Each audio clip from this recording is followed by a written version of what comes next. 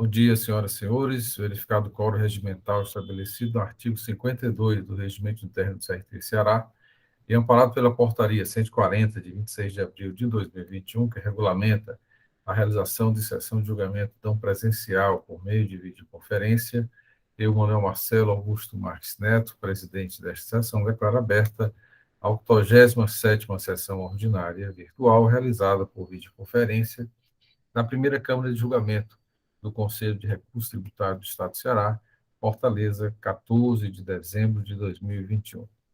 Presentes os conselheiros que compõem esta Câmara, doutor William Falcão, doutora Antônia Helena Teixeira, doutora Mônica Maria Castelo, doutor Pedro Jorge, doutor Salvo Santos, doutor Carlos César Quadros Pierre. Presente o procurador do Estado, doutor Matheus Zena Neto. Presente também o advogado da parte, doutor Gustavo Oliveira. Desculpa, doutor Lucas Holanda. Aqui na pauta consta o nome do doutor Gustavo. Presente também, secretaria dos Trabalhos, a senhora Ana Paula Porto. Iniciada a sessão, indago aos conselheiros se estes receberam as resoluções que foram enviadas para apreciação, e conforme estabelece o parágrafo 1 do artigo 14 da Portaria 140, agora será feita a leitura para posterior aprovação. Passo a palavra a Ana Paula para a leitura dos processos que foram enviados, processos de resolução. Bom dia a todos. Senhor presidente, foram encaminhadas para aprovação as resoluções referentes aos processos de números 3774/2012, 90/2020 e 93/2020, encaminhadas pela conselheira Mônica Maria Castelo.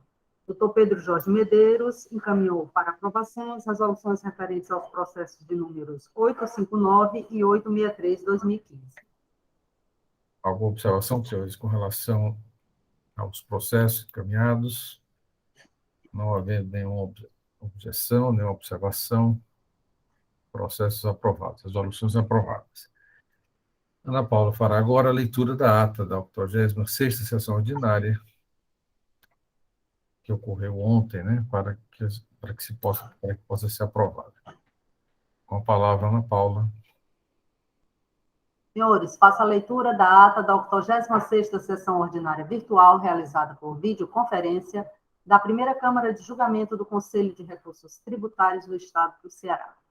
Aos 13 dias do mês de dezembro do ano 2021, às 8h30, verificado o quórum regimental estabelecido no artigo 52 do Regulamento do Conselho de Recursos Tributários do Estado do Ceará e amparado pela Portaria número 140/2021, de 26 de abril de 2021, que regulamenta a realização de sessão de julgamento não presencial por meio de videoconferência, foi aberta a 86ª sessão ordinária virtual da primeira Câmara de Julgamento do Conselho de Recursos Tributários do Estado do Ceará, sob a presidência do Dr. Manuel Marcelo Augusto Marques Neto.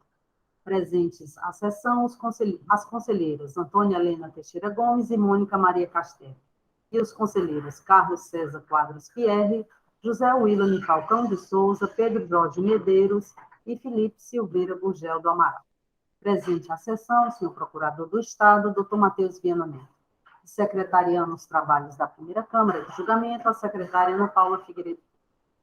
Iniciada a sessão, o senhor presidente solicitou à secretária que fizesse a leitura da ata da 85ª sessão ordinária virtual, realizada aos 9 dias do mês corrente. Após a leitura e não havendo sugestões de correções, a referida ata foi aprovada. Em seguida, o senhor presidente solicitou à secretária que anunciasse as resoluções que foram enviadas para aprovação. Foram enviadas as resoluções referentes aos processos de números 3419/2019 e 1876/2014. Relator Felipe Silveira Gurgel do Amaral. 813/2019 e 814/2019, conselheiro José William Falcão de Souza. Também não havendo sugestões de correções, as resoluções foram aprovadas. Em seguida, o senhor presidente passou à ordem do dia. Processo de recurso número 3921/2018, auto de infração 2018-04761, tendo como recorrente IB Comércio e Representação Limitada, recorrido célula de julgamento de primeira instância. Conselheira relatora, Mônica Maria Castelo. Decisão. A primeira Câmara de Julgamento do Conselho de Recursos Tributários, após conhecer do recurso ordinário interposto, após o relato e discussão do processo, apurou-se a seguinte votação. Manifestaram-se pela parcial procedência da acusação fiscal, com exclusão da multa, conforme parecer da Assessoria Processual Tributária, as conselheiras Mônica Maria Castelo, Antônia Helena Teixeira Gomes e o conselheiro José William Falcão de Souza. Pela extinção processual, com fundamento no artigo 87.1e da Lei 15.614 de 2014, por falta de interesse processual, votaram os conselheiros Pedro Jorge Medeiros, Felipe Silveira Gurgel do Amaral e Carlos César Quadros Pierre. Verificado o empate, o seu presidente, em voto de desempate, manifestou-se por dar parcial provimento ao recurso interposto, julgando pela parcial procedência da acusação fiscal, com exclusão da cobrança da multa, nos termos do voto da conselheira relatora, em conformidade com o parecer da Assessoria Processual Tributária e manifestação oral do representante da douta Procuradoria-Geral do Estado. Vencidos os votos dos conselheiros Pedro Jorge Medeiros, Felipe Amaral e Carlos César Quadros Pierre, favoráveis à extinção suscitada.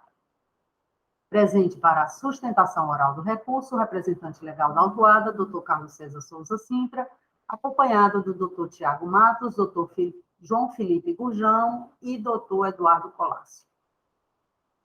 Processo de recurso 4984-2018, auto de infração 2018-12649, recorrente Ipetro, distribuidora de combustíveis S.A., recorrido célula de julgamento de primeira instância, conselheira relatora Mônica Maria Castelo. Decisão. A primeira Câmara de Julgamento do Conselho de Recursos Tributários, após conhecer do recurso ordinário interposto, resolve preliminarmente afastar por decisão unânime a nulidade suscitada por ausência de provas. Com relação ao pedido de perícia, decide, inicialmente, 1. Quanto à aplicação do percentual de 0,6% sobre o levantamento de estoque, votaram contrariamente os conselheiros Mônica Maria Castelo, relatora, José William Falcão de Souza e Antônia Helena Teixeira Gomes. Os conselheiros Pedro Jorge Medeiros, Felipe Silveira Gurgel do Amaral e Carlos César Quadros Pierre votaram favoráveis à aplicação do percentual de 0,6%, considerando que houve ganho volumétrico. Verificado o empate, o senhor presidente acompanhou o voto da relatora, considerando decisões reiteradas da Câmara Superior do Conselho de Recursos Tributários. 2. Quanto ao cálculo do preço médio ponderado, decide pela conversão em perícia para refazer o cálculo referente ao exercício de 2016, considerando os preços praticados durante esse período e não os estabelecidos somente no mês de julho de 2016, observado no auto de infração. Votaram favoravelmente os conselheiros Pedro Jorge Medeiros, Felipe Silveira Gurgel do Amaral, Carlos César Quadros Pierre e Antônia Helena Teixeira Gomes. Contrários à realização da perícia, a conselheira Mônica Maria Castelo, relatora, e José William Falcão de Souza.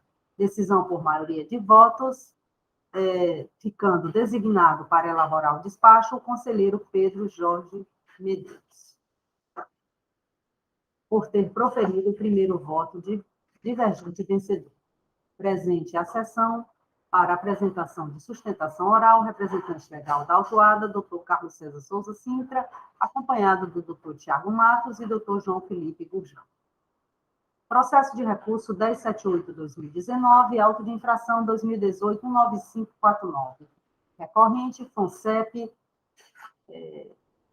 Naturas, Waxis Limitada, não sei se é bem esse nome.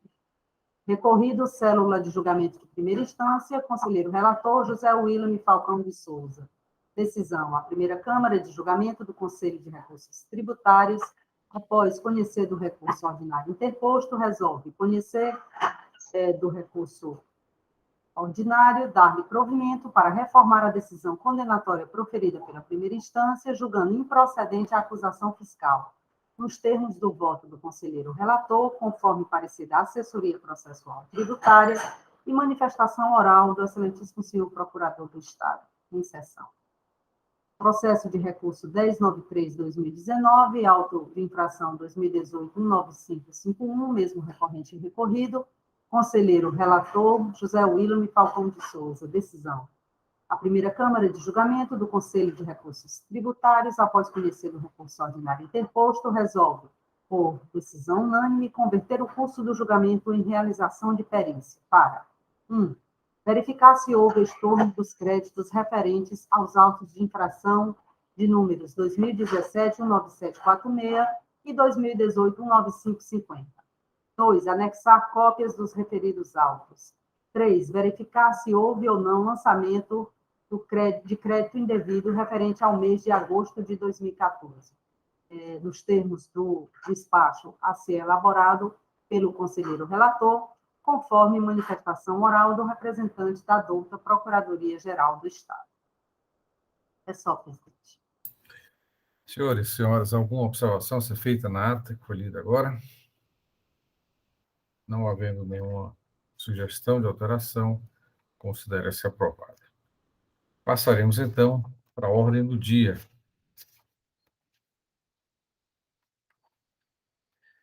A 87ª sessão virtual do dia 14 de dezembro de 2021.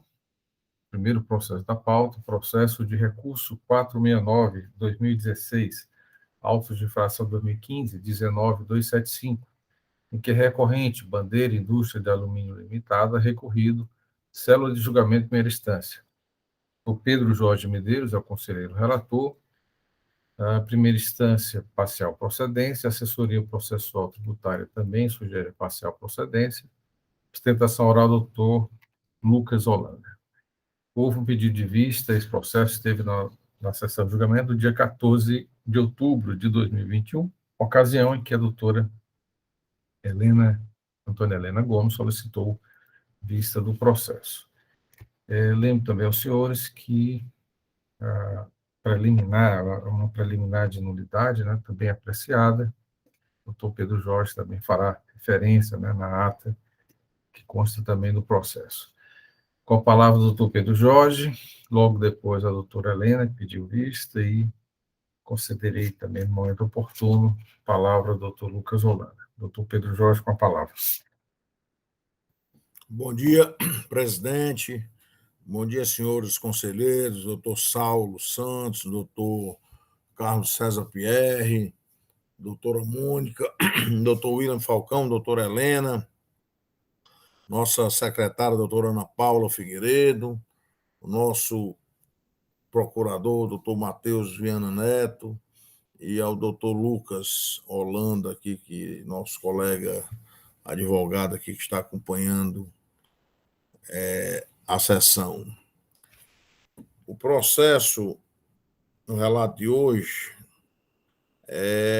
o recorrente é Bandeira Indústria de Alumínio Limitada, conforme o presidente Manuel Marcelo já falou. A demanda consiste em autoinfração, lavrado para cobrança de multa no valor de 895 mil. Esse processo, como já foi falado aqui pelo presidente, já foi relatado, acho que em outubro, né? A data é 14 de outubro, na 67ª sessão, não é isso, presidente? Então, vamos lá.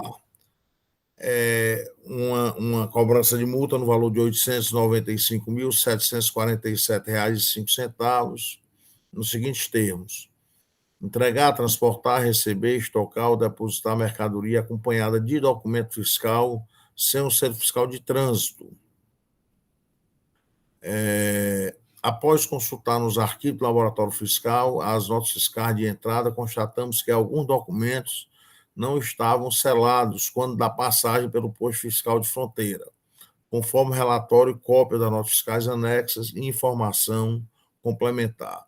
O período da infração teria sido de janeiro de 2012 a dezembro de 2014. E a penalidade foi o artigo 123, aplicada foi o artigo 123.3M da Lei 12.670. Segundo o fiscal, entre janeiro de 2012 e 1 de janeiro de 2012 e 16 de dezembro de 2014, com base no cruzamento de dados, verificou-se a existência de notas fiscais de entrada interestadual que não foram seladas no sistema de controle da Cefaz, o Cometa, dos postos fiscais de fronteira do estado do Ceará. As notas de entrada em questão foram informadas na Declaração de Informações Econômico-Fiscais e escrituradas no livro de registro de entrada, mas não foram registradas no sistema Cometa, quando da entrada no estado do Ceará. Frisou, portanto, o fiscal que a empresa infringiu o artigo 157 do Decreto 24.569, descumprindo obrigações acessórias, ficando sujeita a penalidades cabíveis. As folhas 130 e seguintes, a autuada apresentou impugnação, preliminarmente fundamentou sua argumentação em nulidade, pedindo, arguindo a nulidade do autoprocessamento de direito de defesa, em razão da dubiedade na indicação do ilícito cometido e a impossibilidade de corresponsabilização do sócio da empresa. No mérito, a autuada sustentou, na sua defesa, a efetiva internalização das mercadorias e a ausência de motivação para penalizar o contribuinte, e os vícios na indicação na infração cometida e na indicação do dispositivo legal que embasa o auto de infração. As folhas 183, tendo em vista o pedido de perícia realizado pela parte em sua impugnação e a constatação pelo julgador de que havia entre os documentos notas fiscais Conselho de Trânsito que foram tidas como não seladas, foi remetido o processo à sala de perícia. As folhas 185, a sala de perícia, junto aos autos, a perícia técnica realizada sobre a documentação, concluindo pela presença de notas fiscais erroneamente indicadas como não seladas, sugerindo a correção da base de cálculo utilizada na determinação do valor da multa aplicada ao contribuinte, sem manifestação, nessa aí não houve manifestação do contribuinte em relação ao laudo pericial. Em análise de primeira instância, o julgador entendeu pela parcial procedência. Afirma, primeiramente, que a indicação do sócio no processo administrativo é apenas de caráter informativo e que em nada altera a sujeição passiva da relação tributária instaurada. Afasta ainda a ideia de cerceamento de direito de defesa, porquanto estaria claro nos autos que a conduta ilícita estaria ligada à falta de aposição de serviço fiscal em operações estaduais, dando perfeito conhecimento ao autuado do dever jurídico inobservado. Não antevê ainda a possibilidade de negar a ocorrência da infração por conta de escrituração dos documentos fiscais. Por fim, o julgador de primeira instância frisa que o auto merece reparo na base de cálculo da penalidade, tendo em vista as informações trazidas pela perícia. As folhas 402 seguintes, o autuado apresentou recurso ordinário, repisando nas preliminares os argumentos já estabelecidos na impugnação, ainda que acrescentando novos julgados paradigmas. Quanto às questões de mérito, baseia sua argumentação nos seguintes pontos: operações interestaduais do ano 2012, informada através de arquivo magnético, e a desnecessidade de aposição do selo fiscal em razão do texto vigente à época, que era o artigo 157, parágrafo 1º do inciso 7º do Decreto 24.569. O reenquadramento pede também o reenquadramento da penalidade em razão da não incidência do imposto nas operações de entrada, com a consequente aplicação do artigo 126, parágrafo único da Lei 12.670. Analisando o caso, a Assessoria Processual Tributária emitiu parecer, sugerindo conhecer o reexame necessário e apenas em parte conhecer o recurso ordinário para negar o provimento a este e manter a decisão de parcial procedência da primeira instância. O não conhecimento do recurso ordinário está adstrito à parte que toca a defesa acerca da corresponsabilidade do sócio, vez que não haveria documento que indicasse poderes à pessoa jurídica e seus representantes legais para operarem tal defesa. Do mais, no parecer, se afasta o argumento de cessamento de defesa, pois havia descrição clara na situação que originou a autuação, seja pela peça inaugural, seja pela documentação acostada. Quanto ao mérito, apenas reiterou de forma sucinta os argumentos expostos pelo julgador da primeira instância. Em 23 de março de 2019, em sessão ordinária, a primeira Câmara de Recursos Tributários decidiu, de forma unânime, converter o curso do julgamento em realização de perícia, nova perícia, A folha 445, a cédula de perícia, junto aos autos, a perícia técnica conclui que, em análise à FD do contribuinte, conforme solicitado, houve inúmeras operações de entrada interestadual de mercadoria sem a posição do selo fiscal.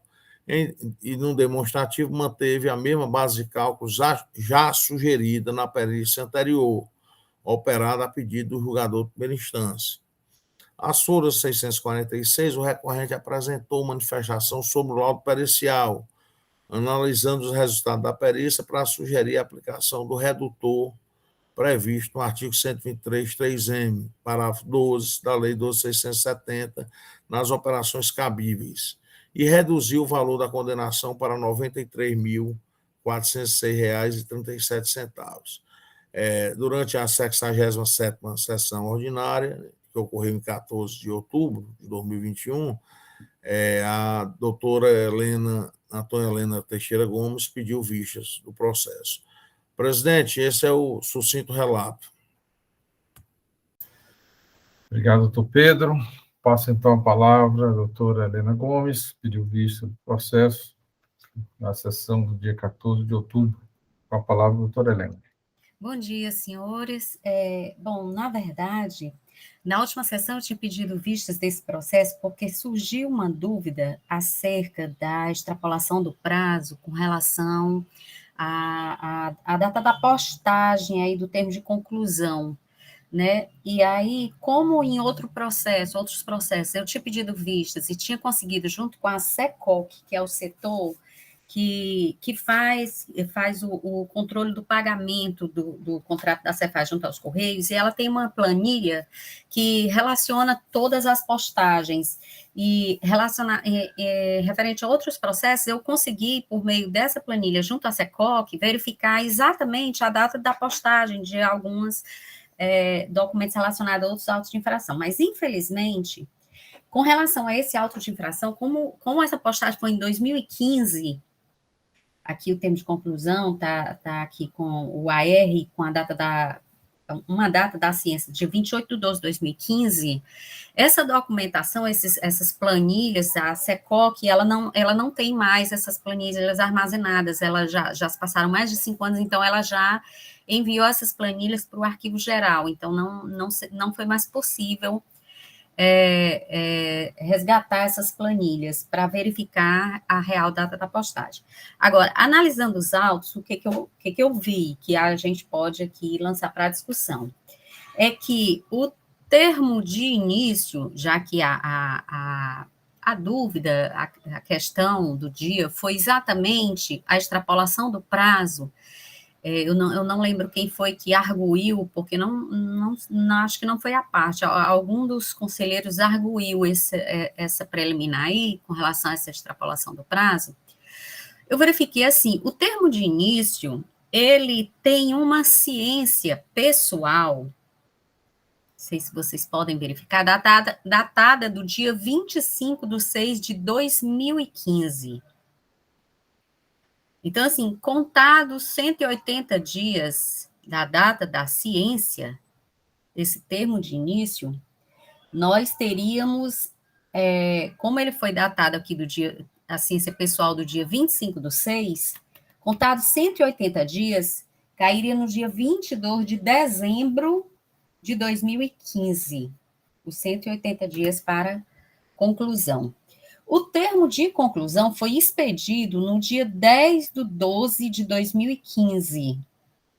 Então, assim, pela data da expedição do termo de conclusão, ainda estaria no prazo. Entretanto, vocês podem verificar aí que tem uma R, que a nossa dúvida foi exatamente em cima da data da postagem desse AR, que eu não consegui identificar, e esse AR, ele tem aqui declaração do conteúdo, auto de infração, termo de conclusão, informações complementares e anexos, e ele está datado aqui do dia 28 de dezembro de 2015, a data da entrega 28/12/2015. Então, assim, considerando que o termo de conclusão foi expedido no dia 10/12, até o dia 28/12, nós teremos um lapso temporal aí de 18 dias. Não sei, eu estou lançando, assim, essas datas que eu consegui identificar aqui para a gente discutir. Mas fato é que eu realmente não consegui identificar a data da postagem. No momento, senhor presidente, é só isso aqui que eu tenho para discutir, para lançar, e a gente... Oi, Pedro. Presidente, não, presidente, doutora Helena, só para entender, no caso aí, o dia 28 foi a data que ele recebeu o AR, não é isso? Exatamente. Aí a postagem, você não conseguiu ver o dia da postagem, né? Certo. Não consegui identificar, não tem nos autos, em nenhuma folha dos documentos, assim, a data dessa postagem, considerando que o termo de conclusão foi expedido no dia 10/12 e a data da postagem, do recebimento é dia 28/12, então a gente assim, não tem como precisar entre o dia 10/12 ao dia 28/12 qual teria sido a data da postagem, se foi anterior ao dia 28/12 ou se foi realmente no dia 28/12, entendeu? Se foi 28/12, extrapolou o prazo. O termo de conclusão foi expedido dentro do prazo. A partir de 22. Por quê? Porque o prazo...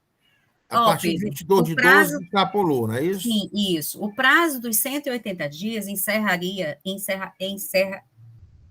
encerrava no dia 22/12. O prazo dos 180 dias, da data da ciência do termo de início. Mas o AR está datado do dia 28/12. Então, assim, pela data do AR, o termo estaria extrapolado. Mas pela data da expedição do termo de conclusão, dia 10/12, não. Mas aí fica a questão sobre a data real da postagem. Obrigado, doutora Helena. Esclarecido. Só uma pequena correção de fatos, viu, senhor presidente? Pode ser só uma pequena correção de dados. Por favor. Eu aprendi com o doutor William, nós tivemos um problema semelhante, que aquela data do carimbo é a data da devolução aos Correios. Então, aqui no AR, o Correio recebeu de volta o AR dia 28, mas a entrega para o contribuinte foi dia 27. O contribuinte recebeu dia 27. Eu aprendi, eu não esqueci não, viu, William? William, eu entendi que aquele carimbo... Tá uma letrinha torta aí, eu não consegui ver, eu achei que era 28, porque tá bem assim, rasurado um pouquinho. Me pareceu uma letrinha assim que não dá para identificar se é 27 ou se é 28, viu? Ah, tá certo, tudo bem. Senhores, vamos aqui dar prosseguimento. Passo a palavra, então, representante da parte do Dr. Lucas Holanda.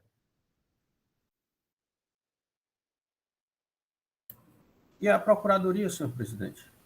Desculpa, doutor Lucas. Doutor Matheus, perdão. Começou um pouco os debates aí, eu acabei esquecendo. Doutor Matheus, perdão, doutor. Obrigado, viu, doutor Pierre?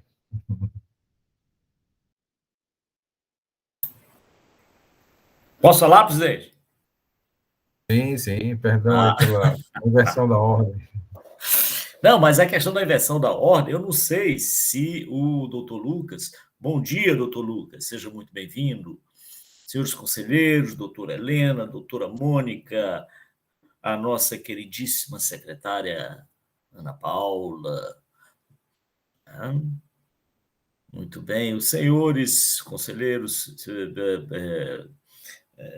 eu os cumprimento, sem indicar os nomes de cada um, prefiro indicar o nome só das nossas das doutas, damas, né, doutor? Das nossas doutas conselheiras. Muito bem, senhor presidente. A questão colocada em pauta quanto ao mérito em si do processo, que é a falta de selo.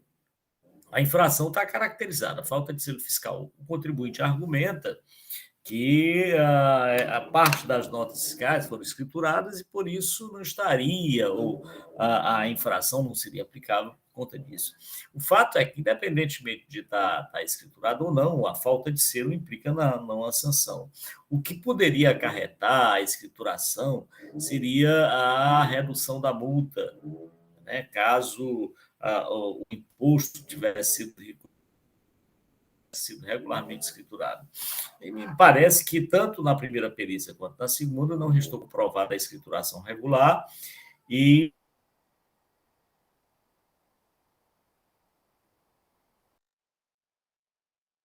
Então, Matheus, a sua imagem, o som, eles travaram. Talvez desligando a câmera, possa ouvi-lo. Perdemos o contato com o Dr. Matheus Viana.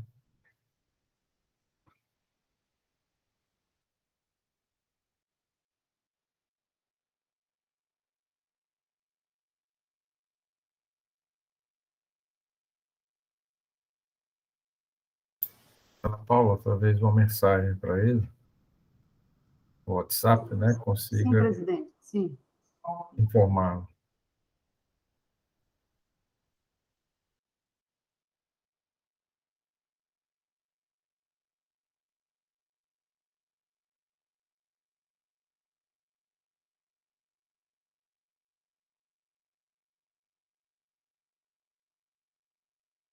E saiu, vai entrar de novo. Ok.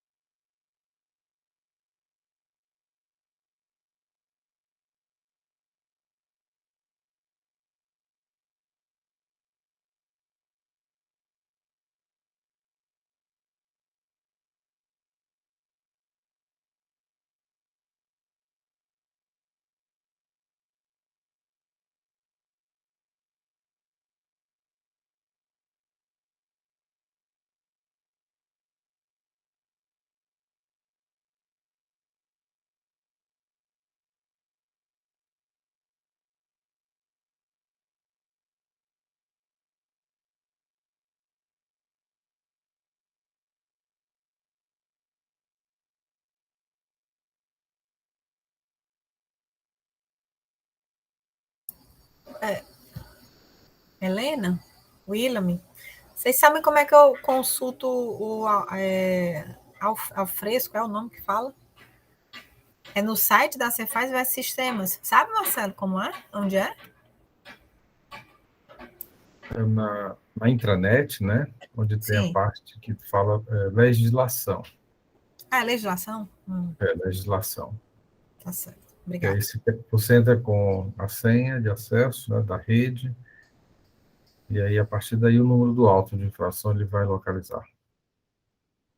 Obrigada. Nada.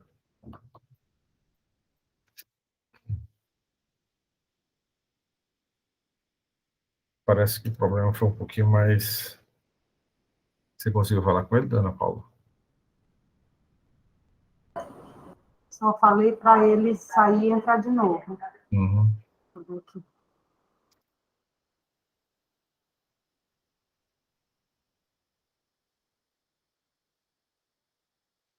O PR parece que eu estava adivinhando a inversão da ordem aqui. Vamos aguardar, até porque o doutor Lucas fará as suas manifestações, é importante que ele esteja presente, né? Doutor Matheus Viana.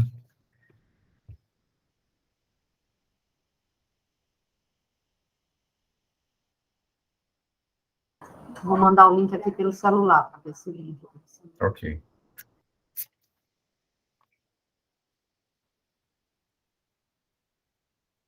Foi confirmada, Ana Paula, a sessão da Câmara Superior esses dias, não? Presidente, possivelmente dia 27, 28 e 29. Vai fechar a pauta hoje, viu? Ok. Manhã e tarde. Horário não, né? Manhã e tarde. Ah, ok. 27, 28, 27 de manhã 29, e de de manhã e à tarde. tarde. Isso. Aí quem não tem suplente... Gente,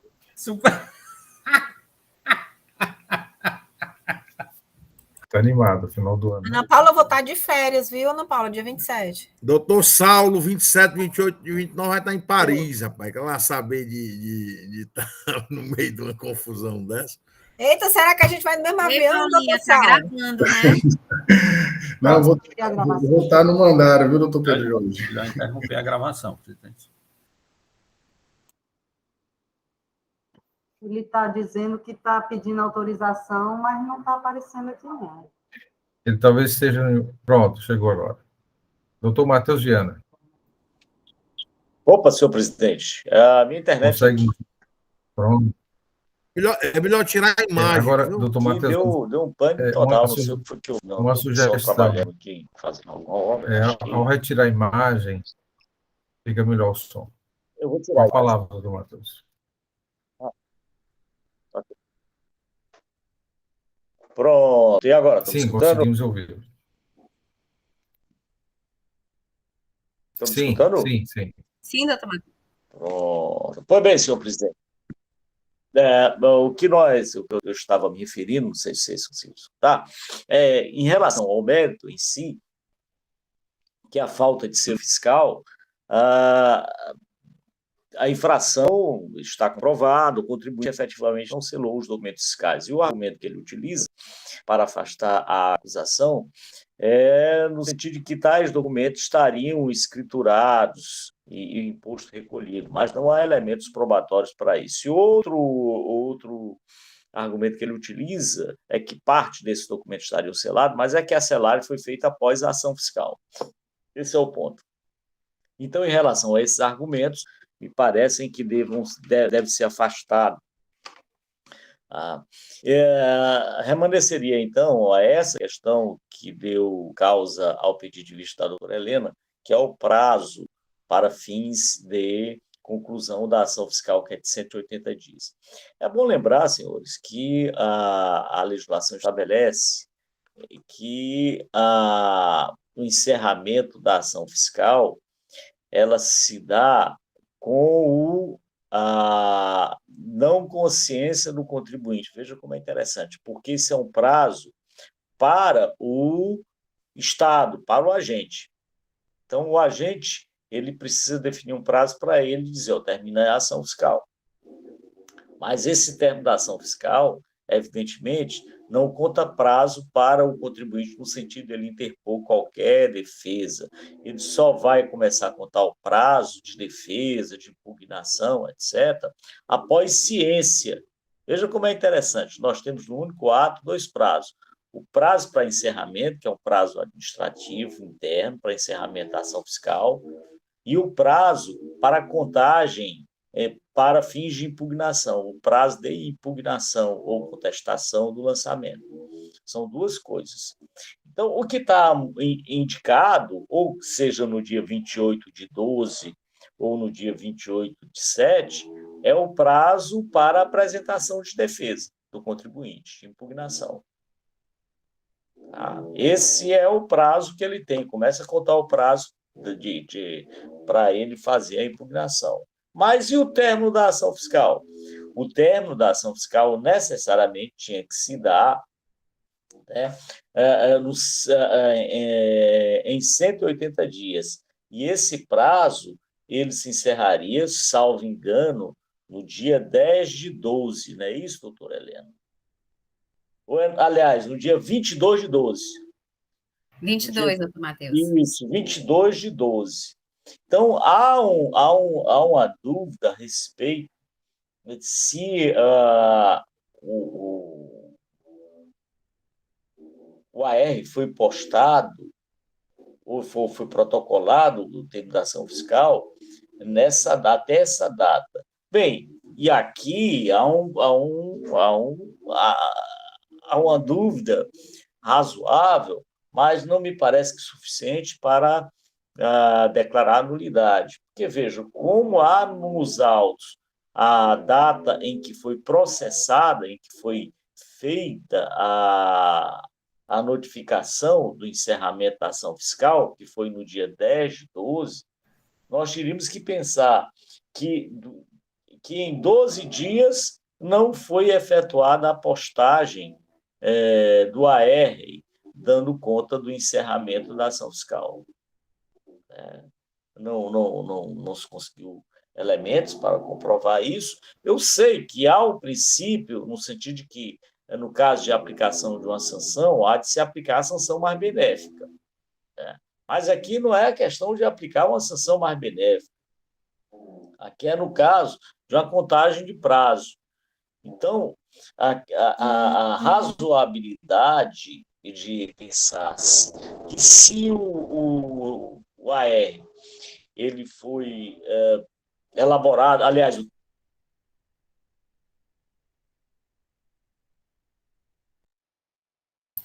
Perdemos o contato, doutor Matheus, não ouvimos.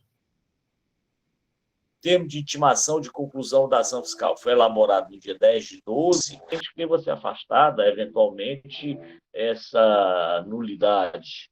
Esse é o ponto quanto à formalidade. E quanto à aplicação da sanção mais benéfica, que seria do parágrafo único, me parece, do parágrafo único não, do artigo, deixa eu ver aqui, que o contribuinte pede, deixa-me ver aqui, que é do artigo 126, parágrafo único, reenquadramento da penalidade. Mas aí só seria possível esse reenquadramento se houvesse prova do recolhimento integral do imposto e mais a escrituração regular, o que não restou provado nas duas perícias que foram realizadas, razão pela qual a Procuradoria, sim, se manifesta pela parcial procedência nos termos da decisão singular.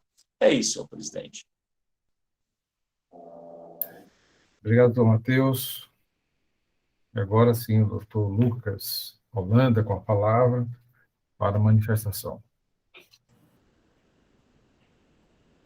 Bom dia, presto aqui meus cumprimentos aos senhores conselheiros, ao senhor presidente, à senhora secretária, à procuradoria, na pessoa do doutor Matheus, os cumprimentos a todos. Então, como destacado, foi um auto de infração lavado por falta de aposição de selo fiscal em notas fiscais de entrada.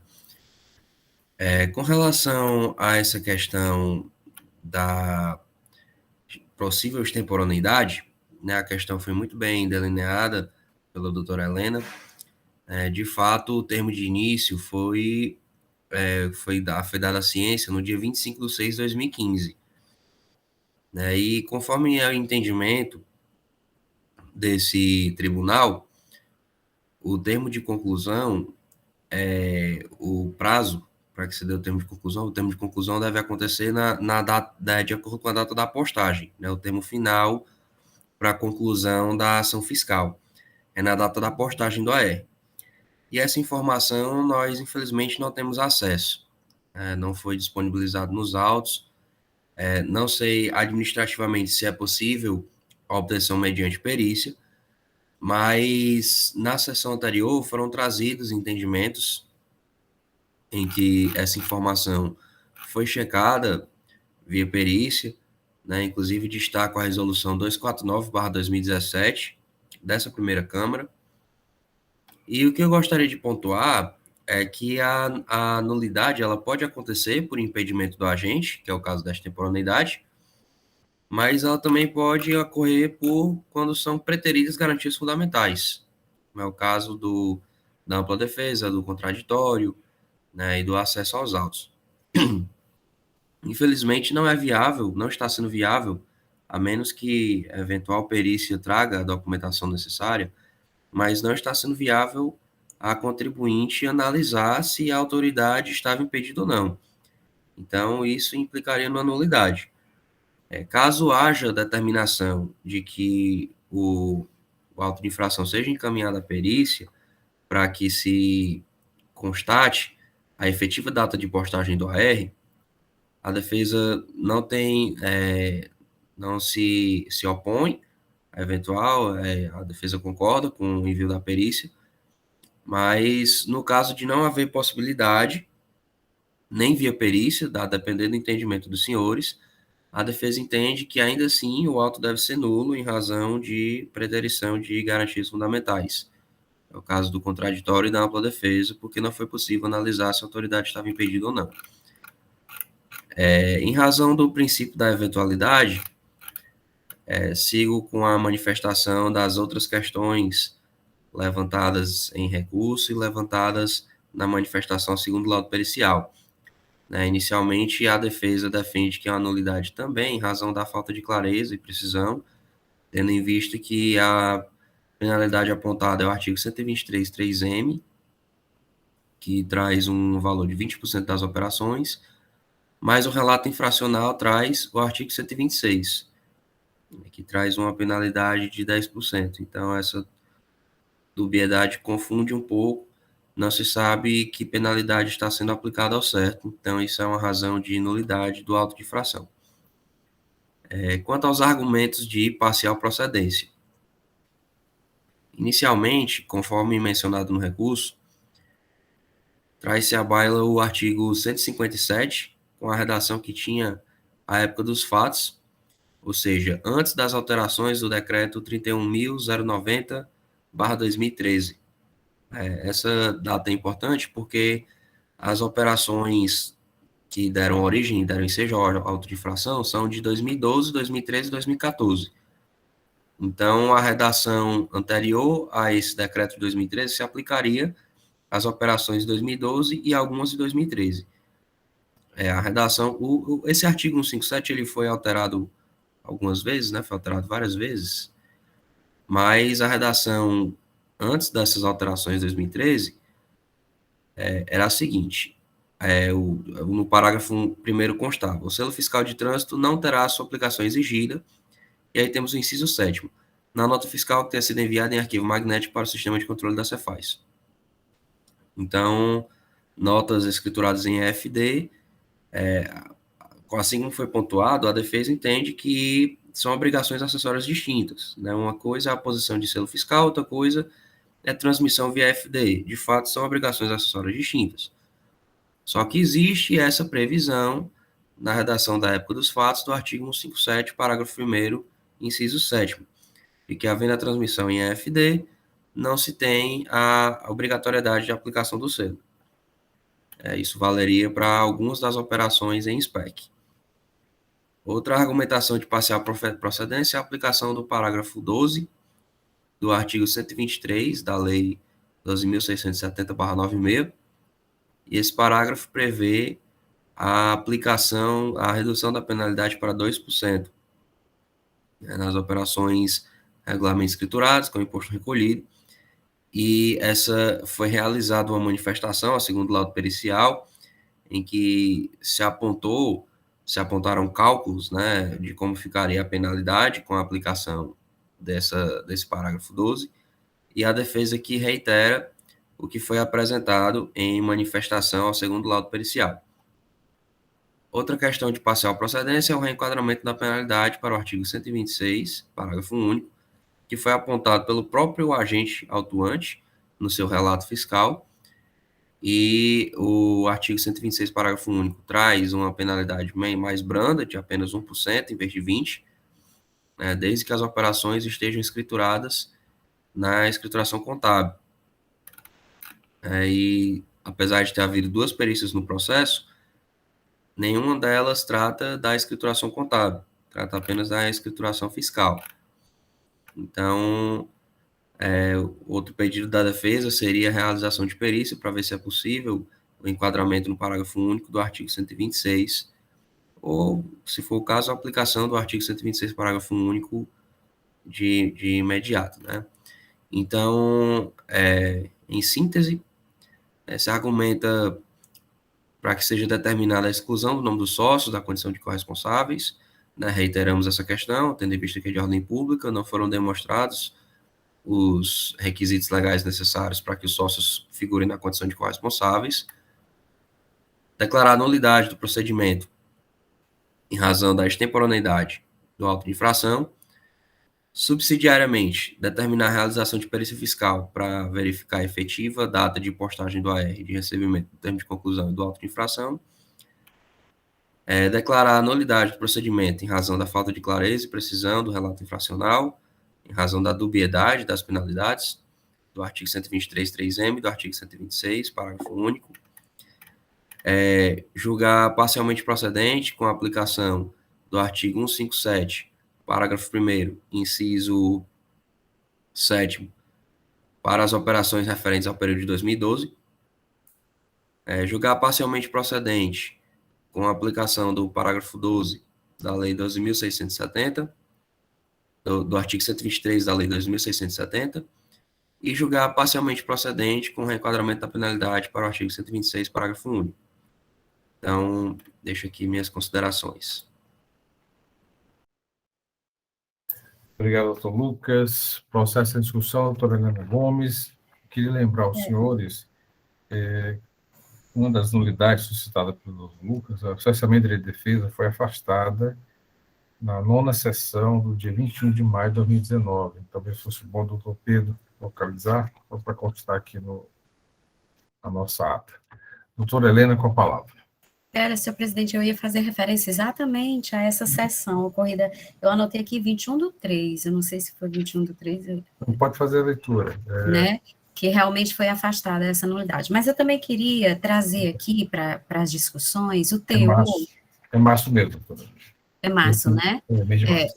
O teor da instrução normativa de número 49, 2011, que ela trata exatamente dos prazos das ações fiscais. E o artigo 5º, que eu acho que exatamente a leitura desse artigo 5º vai orientar a gente aqui para essa decisão acerca dessa extrapolação ou não do prazo. O artigo 5º, ele trata das ações fiscais, ele diz assim: as ações fiscais previstas no parágrafo 1º do artigo 1º dessa instituição normativa deverão ser concluídas no prazo de até 180 dias. Aí ele vem, parágrafo 1º, para efeito desse artigo, considera-se concluída a ação fiscal com a emissão do termo de conclusão de fiscalização, que vai aí no entendimento do doutor Matheus. Mas ele continua e diz assim, nesse mesmo... Oi? Posso falar? Pode, eu acho que eu... Ah, tá, é porque eu achei que eu tinha desligado. Ele continua, esse mesmo parágrafo, ele diz assim, para efeito desse artigo, considera-se concluída a ação fiscal com a emissão do termo de conclusão, anexo 4, quando exigido, com ou sem a lavratura do auto de infração, vírgula, com a ciência ao sujeito passivo por meio de uma das seguintes modalidades de intimação. Então, assim, resta a questão, considera-se concluída, com certeza, com a emissão do termo de conclusão. Mas ele continua dizendo com a ciência ao sujeito passivo por meio de uma das seguintes modalidades de intimação. O que, no meu entender, não é só a emissão do termo de conclusão. Tem que também, é porque ele continua no mesmo parágrafo, a ciência do sujeito passivo por meio de uma das seguintes modalidades de intimação. E quando ele trata do AR, que é o inciso 2, ele diz aqui, pessoal, mediante subscrição do sujeito passivo, mas por meio de carta com aviso de recebimento, caso em que será considerada feita quando da respectiva postagem nos Correios. Né? E aí vem a discussão, porque eu entendo, como o procurador falou, esse prazo para a conclusão é um prazo interno para o próprio fiscal concluir a ação fiscal dele. Olha, você deu ciência, está aqui o mandado de ação fiscal, está aqui o termo de início, você vai emitir o termo de início, emitiu o termo de início e o contribuinte tomou ciência. A partir da ciência do termo de início da conclusão, você tem 180 dias para concluir essa ação fiscal. E ele concluiu essa ação fiscal no dia 10/12. Cadê o termo de conclusão? Dia 10/12. Então, assim, ele concluiu dentro do prazo dos 180 dias, que só se venceria no dia 22. Então, ele concluiu 10 dias antes. Mas aí aquele artigo fala que considera-se emitido termo de conclusão com a ciência ao contribuinte, que no caso de AR, considera-se a data da postagem. Né? Então, assim, em outros momentos, a gente entendeu pela data da postagem. Eu não sei, eu confesso para vocês que eu estou meio em dúvida ainda sobre essa questão. É a data da postagem mesmo, doutora Helena. Uhum. O que acontece é que, nessa hipótese aí, nós só temos a data da elaboração do termo, que o termo foi elaborado. Nós não temos com precisão a data da postagem. É essa dúvida que está... A Procuradoria se manifestou, me permita, senhor presidente, fazer intervenção, porque a Procuradoria se manifestou no sentido de que, como há elementos que comprovam que a conclusão da ação fiscal se deu no dia 10/12, que é o próprio termo de conclusão de fiscalização, e aí teria um prazo de 12 dias para que essa postagem fosse realizada, e supor que essa postagem não foi realizada, não vejo por que chegar a essa conclusão. Acho que é tempo suficiente para a postagem. Então, é bem verdade que no AR não há elementos que indiquem efetivamente a data da postagem, porque está manchado, está não sei o quê, não está muito claro. Mas há de supor que 12 dias é prazo suficiente. Isso aí ficou dormindo na gaveta da sessão administrativa por 12 dias antes de ser feita a postagem. Eu creio que não. Obrigado, doutor Matheus. Pela ordem, doutor Carlos Pierre. Muito obrigado, senhor presidente. Bom dia a todos, colegas conselheiros, conselheiras, Ana Paula, presidente, doutor Lucas Holanda, doutor Matheus, nosso professor. De vez em quando a gente diverge um pouquinho, mas é coisa pouca. Geralmente eu sigo os ensinamentos do mestre. Eu pensei que o doutor William fosse levantar alguma coisa, porque eu não me recordo de ter visto essa questão do prazo. Eu digo, para ter observado esse prazo, deve ter sido o doutor William. Eu não me recordo, mas deve ter sido. Bom, esse prazo não é interno. Esse prazo disposto em lei, ele define competências para fiscalização. Tanto e ele está diretamente relacionado ao contribuinte, sim. Tanto é que, expedida a ordem para o fiscal, não começa a contar a fiscalização, começa a contar o prazo quando o contribuinte recebe a ciência. Não é nem quando ele faz o termo de início de fiscalização, é quando o contribuinte recebe. Certo?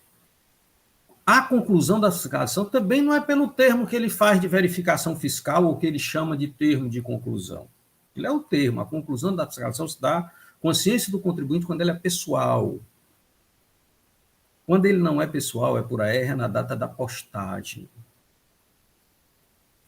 Neste caso aqui, nós temos dois fatos. Primeiro, ele fez o termo de conclusão, que na esfera federal é o termo de verificação fiscal, dentro do prazo.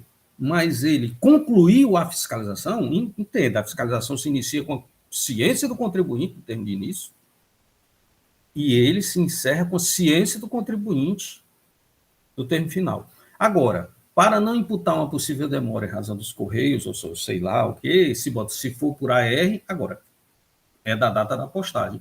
Cabe à fiscalização efetuar pelo meio que seja mais rápido. Eu já vi casos em que se vê que não vai dar tempo pelo correio, se corre, entra no carro e chega lá às 4, 5 horas da tarde. Eu já vi isso aí do último dia. Eu já vi acontecer isso aí. Então, nós temos uma ciência dia 27, que também é um prazo bastante elástico a contar do dia 22. Note que eu fiz aquela observação. A ciência é 28, doutor Pierre. Não, 28. Eu tenho um segundo carimbo mais lá na frente, que está mais bem definido, doutora Helena, e dá para ver perfeitamente que a ciência foi dia 27 e a devolução do correio foi dia 28. O segundo, tem um segundo mais lá na frente, eu achei bem mais claro isso, certo? Pelo menos é o que eu vi aqui, né? Tem duas vezes, tem aquele que está um pouquinho mais, mas você vai baixando, aí lá na frente tem outro, e ele é mais claro, é dia 27. Veja bem, o correio, o cara recebeu a ciência de 27, dia 28 ele já estava devolvendo. Aí eu vou supor que o correio recebeu dia 12, 14 e demorou esse tempo todinho. Para devolver ele demorou só um dia. Agora, para entregar, ele demorou 12 dias. Essa suposição, eu vou partir para beneficiar quem? Eu sei que em termos de sanção, de pena, certo? Se aplica em dúbio pro contribuinte. Mas aqui também há uma sanção, também há uma pena. E aos fatos capitulados, no caso aqui essa nulidade, eu interpreto de maneira mais favorável ao contribuinte, notando que, por se tratar de uma formalidade, por se tratar de uma nulidade formal, a Receita Estadual pode muito bem, novamente, autuar. Então, eu entendo sim que a questão da nulidade pela falta de competência está presente e deve ser interpretada de maneira ao contribuinte. Essa questão de competência ela deve ser observada de forma muito rígida, certo? Porque para a administração isso é muito importante. Então, eu entendo sim, antes os fatos que estão postos de maneira favorável ao contribuinte. Entendo sim pela nulidade em razão da ausência de competência e extrapolação do prazo de fiscalização. É só isso. Agora vamos observar vamos escutar quem deve ter visto esse prazo. Eu não me recordo da sessão, mas deve ter sido o doutor William. É um pedido aqui, doutor William, para participar dos debates. Com a palavra, doutor William Falcão. Obrigado, senhor presidente. Bom dia a todos os conselheiros. Paula, ou Lucas. Senhor presidente, eu fui procurar a pauta no dia 14 de outubro e eu encontrei realmente anotado aqui a contagem de prazo. Tenho a impressão que fui eu mesmo, né? Está aqui anotado. Dia 25 de junho foi a ciência, né? Estimação, e dia 22 de dezembro era o prazo de 180 dias. Eu tenho esse costume de todo alto eu olhar se foi feito dentro do prazo, independente de valor. Eu sempre olho. E realmente eu não vi a data, porque quando é por AR, hoje costuma colocar aquele documento, né? Tira da internet, a Ana Paula conhece muito bem esse documento, acho que os senhores também, coloca lá no processo. Quando o fiscal não faz isso, é colocado lá no saneamento essa data, que diz data da postagem. Acho que todos já viram. E eu não vi no processo. Eu suscitei essa questão por conta que o AR só mostrava a data, a conselheira Helena já falou, dia 28 de dezembro. Né? Agora, eu não me sinto seguro, em hipótese alguma, de dizer que ele perdeu o prazo de 180 dias. Não sinto seguro para dizer isso. Porque o doutor Matheus já mostrou aí, o termo de conclusão foi feito com bastante antecedência, né, dentro do prazo. Teve um prazo de 10, 12 dias, se eu não me engano, para postar ainda os 180 dias. Então, mostraria muita descaso do trabalho, né, de preocupar. Geralmente, a gente verifica que isso não demora. Feito o termo de conclusão, que é quando encerra a ação fiscal, ação encerra fiscal dentro do prazo de 180 dias, com a lavratura do termo de conclusão. E, se por AR, com o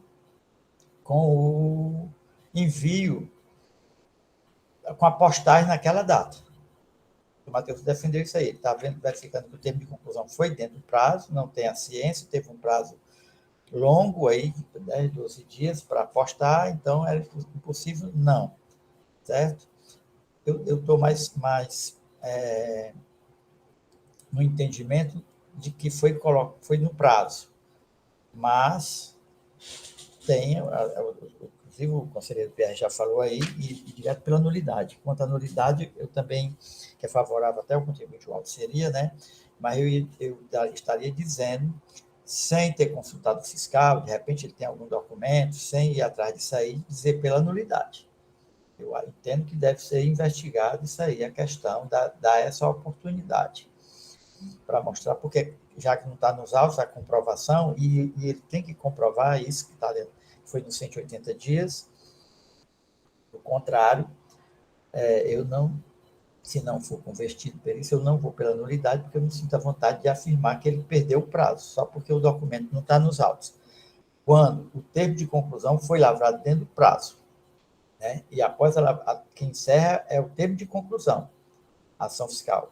Só que ele tem que pegar aqueles autos relativos ao termo de conclusão, e inclusive o termo de conclusão em toda a documentação, e postar também no prazo de 180 dias. Né? É esse o prazo, essa postagem é que não está averiguada, eu acho que tem que fazer um esforço para averiguar isso aí, é meu entendimento. Então, doutor William, só para ficar claro, o senhor propõe uma perícia, uma diligência para obter essa informação, esse dado, junto ao contribuinte, aliás, junto ao agente fiscal, ou a qualquer setor específico que comprova efetivamente a data da postagem, nesse sentido? É nesse sentido. Em discussão. Doutor Pierre, com a palavra.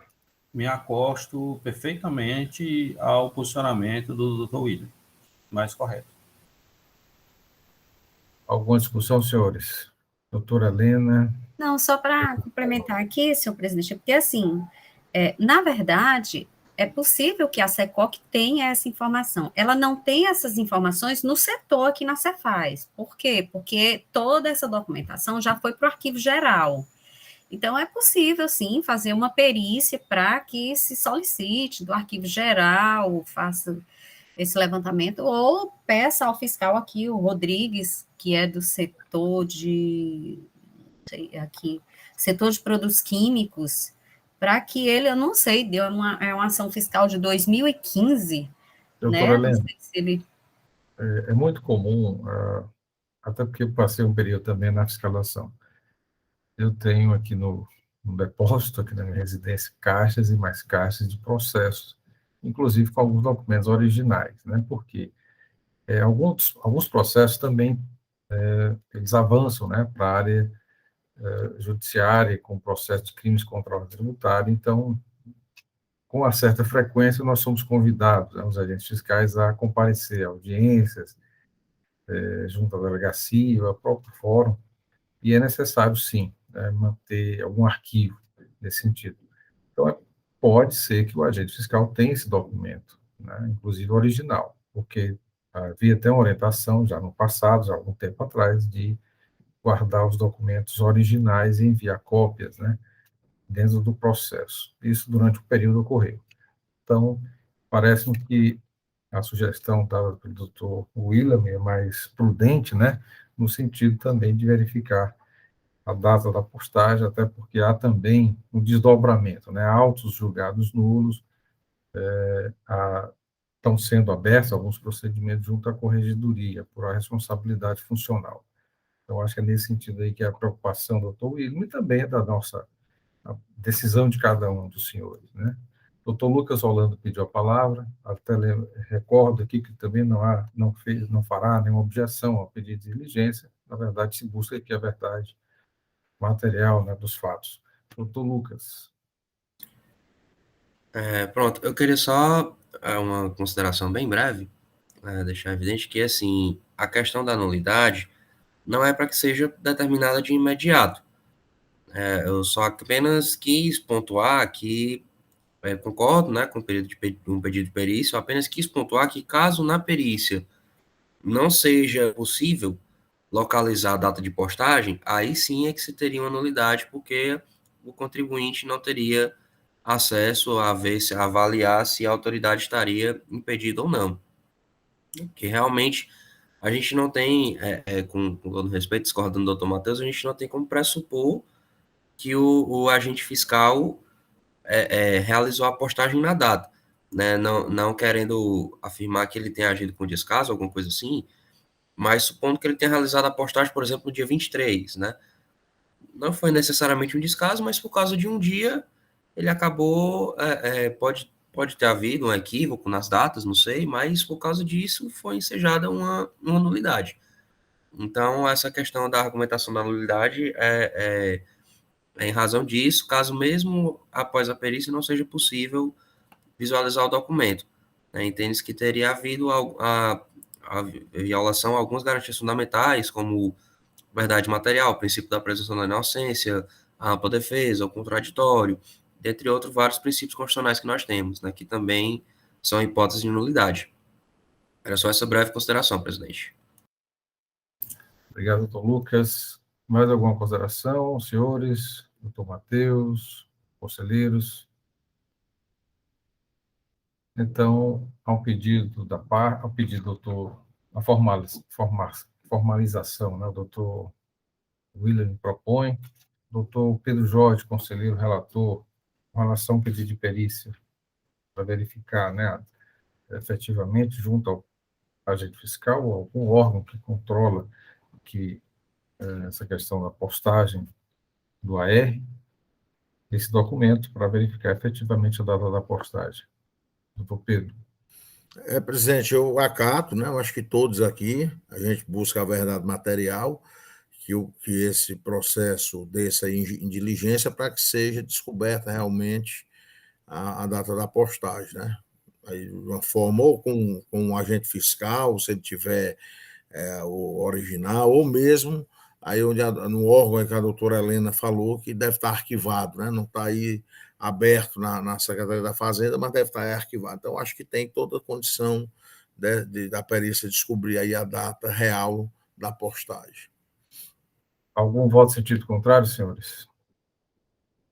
Então, esta Câmara, por decisão unânime, decide a conversão do processo em realização de diligência. Acredito que é um processo relativamente simples, né? Porque obter essa informação, esse dado, junto ao agente fiscal, ou órgão que controla, que registra esses pagamentos e também envio, né, de AR, junto aos Correios, para obter essa data, a data efetiva da postagem.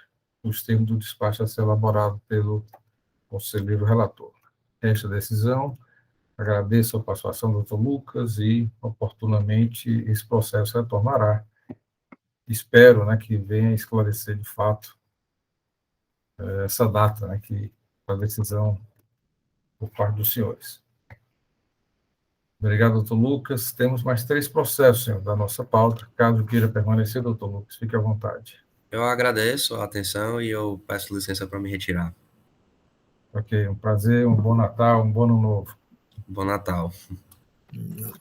Presidente, o Pierre pediu um tempinho aqui, já são 10 para as 10, dá 5 minutinhos para voltar com os 3, são 3 processos, acho que tem 2 da doutora Helena e um meu, é tudo da mesma empresa, não é isso, doutora Helena? Eu quero informar, doutor Pedro, que ele foi quitado, ele aderiu ao refis. Então pronto, então acaba logo. Os três. Então vamos resolver logo, pronto.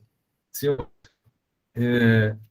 os processos, eu que anuncio os 3 processos: processo de recurso 5796/2018, auto de infração 2018-3860, processo de recurso 5797/2018, auto de infração 2018-13864, e processo de recurso de número 5798/2018, auto de infração 2018-13870. Esses processos, ele consta na nossa pauta, foi publicado no dia 24 de novembro de 2021, e com o início do refis, dia 1º de dezembro, nós temos verificado, né, assim, efetivamente, diariamente, se há ou não recolhimento, adesão por parte dos contribuintes. E ontem eu verifiquei que esses 3 processos, Mercadinho e Irmãos Gêmeos, o contribuinte realizou o recolhimento no dia 8 de dezembro de 2021, quitando com base na decisão de primeira instância. Então, considerando, né, a adesão e a Lei 17.771/2021, no seu parágrafo 1º do artigo 9º, que a adesão ao refis, ele renuncia, né, especificamente à desistência de eventuais impugnações, defesas e recursos apresentados no âmbito administrativo. Portanto, entendo que nós não devemos reconhecer ou conhecer do recurso entrado pela parte, considerando que houve a adesão ao refis e, consequentemente, a desistência, né, da sua discussão. Queria ouvir o doutor Matheus Viana, se é nesse sentido, né, considerando que temos esses 3 processos, 2 da relatoria da doutora Antônia Helena e o 3º processo, doutor Pedro Jorge. Bem, senhor presidente, com o pagamento, há um reconhecimento expresso da dívida. Portanto, no que se refere a essa parcela, o crédito tributário foi extinto com o reconhecimento e o pagamento. Não há que se falar mais. Haveria aí a questão da análise do recurso voluntário, se eventualmente há o recurso voluntário ou o recurso... Os 3 processos, somente o recurso voluntário, não há o reexame, né? Não há Se o não há recurso. reexame, então o caso é a distinção mesmo do crédito tributário, senhor presidente. Não há nenhuma discussão a respeito disso. E é nesse sentido que a Procuradoria se manifesta. Ok. De não reconhecer o recurso em função da adesão ao refis, a desistência. Da desistência. Da desistência do recurso com o pagamento. É o reconhecimento do crédito tributário. Doutor Pierre, com a palavra. Obrigado, senhor presidente. Normalmente, quando o contribuinte faz o pagamento, eu entendo pela manutenção do lançamento e se julga, mas esse caso aqui é diferente, porque, inclusive, esse refis estadual ele tem uma peculiaridade, é que ele agrega tanto benefício pela desistência do recurso, como os descontos, né? Então, eles são cumulativos. Então, os contribuintes estão sabendo disso, né? E quando eles fazem os cálculos, já vem a diminuição que se dá em razão do recurso e também os patamares estabelecidos na lei. Então, eles são cumulativos. Então, mais do que nunca, o contribuinte, ele implicitamente está fazendo a desistência dos recursos para ter acesso a esse benefício de desconto. Então, nesse caso, sim, eu entendo como uma falta de interesse, falta de objeto e desistência do recurso. É isso. Só isso. Perfeito. Mais alguma discussão, senhores? Senhor presidente, e o conselheiro, no caso a doutora Helena, vai fazer algum despacho? Fazer uma resolução simples? Dizendo que É bem simples, né? Eu acho que o importante é que não reconhece do recurso ordinário, né, em virtude da desistência, da renúncia por parte do contribuinte, aqui invocando o artigo 9º, parágrafo 1º, da Lei 17.771/2021, que é essa formalização, né, a adesão... A lei, presidente, só o número da lei, por favor. 17.771 de 2021.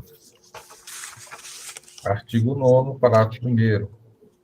E essa formalização implica o reconhecimento dos débitos tributários, e aí ficando condicionada à desistência de eventuais ações judiciais, embargos, com renúncia de direitos sobre o qual se fundam, e da desistência de eventuais impugnações, defesas e recursos apresentados no âmbito administrativo, que é o caso aqui específico. Então, acredito que uma resolução simples, apenas para registro, né, de que, de fato, estava na pauta do dia 14, a 87ª sessão virtual, e em virtude da adesão refis, realmente não foram reconhecidos. Mais algum assunto a ser tratado, senhores, com relação à nossa pauta de hoje? Eu quero lembrar aos senhores que amanhã, dia 15 de dezembro, a 88ª sessão virtual ordinária, teremos 4 processos, 2 processos de relatoria do Dr. William, Petróleo e Lubrificantes do Nordeste S.A., e 2 processos da doutora Mônica Maria Castelo, N. Claudino e Companhia Limitada. Os 2 primeiros processos, há também um pedido de vista da doutora Antônia Helena, bem antigo, inclusive, e a participação também do doutor Celso Luiz de Oliveira, representante da parte. Então, desejo a todos um bom dia e até amanhã, se Deus quiser. Bom dia, senhor presidente. Gente, você está gravando? Vamos encerrar a gravação agora. Ana Paula. Helena. Inclusive, só um instante.